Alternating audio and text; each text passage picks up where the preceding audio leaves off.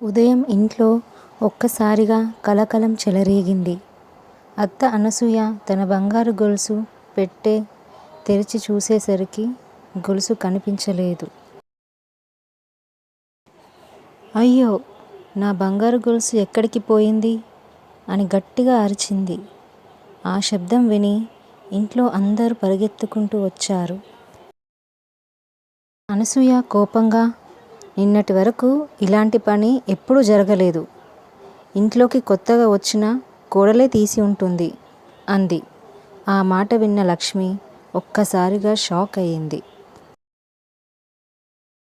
అత్తయ్య, నేను మీ గొలుసు తాకలేదు అని కన్నీళ్లతో చెప్పింది.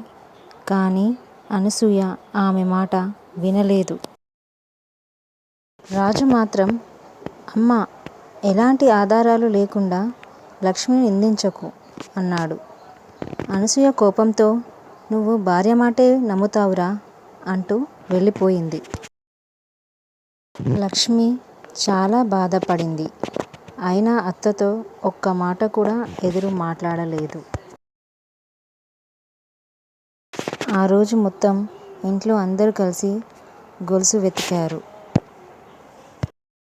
సాయంత్రం లక్ష్మి ఇంటి పూజ గది శుభ్రం చేస్తుండగా దేవుడి ఫోటో వెనుక ఏదో మెరుస్తున్నట్లు కనిపించింది. అది ఏంటా అని దగ్గరకెళ్ళి చూస్తే అది అత్తగారి బంగారు గొలుసే. లక్ష్మి వెంటనే ఆనందంగా గొలుసు తీసుకొని అత్తగారి దగ్గరకు వెళ్ళింది. అత్తయ్య, అత్తయ్య, మీ గొలుసు దొరికింది అని తను తీసుకొచ్చి తన చేతిలో పెట్టింది. అనసూయ ఆశ్చర్యపోయింది. నువ్వే తీసి ఇప్పుడు దొరికినట్టు నటిస్తున్నావేమో అని మళ్ళీ అనుమానం వ్యక్తం చేసింది. లక్ష్మి మౌనంగా నిలబడిపోయింది.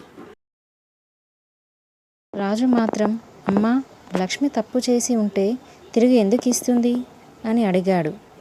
అనసూయ ఏమీ మాట్లాడకుండా లోపలికి వెళ్ళిపోయింది. లక్ష్మి మాత్రం, ఒకరోజు అత్తయ్యకు నా మనసు అర్థమవుతుంది అని దేవునికి ప్రార్థించింది. అదే రాత్రి అనసూయకు ఒక్కసారిగా తీవ్రమైన జ్వరం వచ్చింది. లక్ష్మి ఏం చేస్తుంది కొనసాగుతుంది 3వ రోజు కథలో. మీకు గనక ఈ ఎపిసోడ్ నచ్చినట్లయితే ఒక లైక్ ఇవ్వండి. నెక్స్ట్ ఎపిసోడ్ కోసం సబ్స్క్రైబ్ చేసుకోండి. అలాగే మీకు ఈ ఎపిసోడ్లో ఏ సన్నివేశం బాగా నచ్చిందో కామెంట్ చేయండి. Thank you.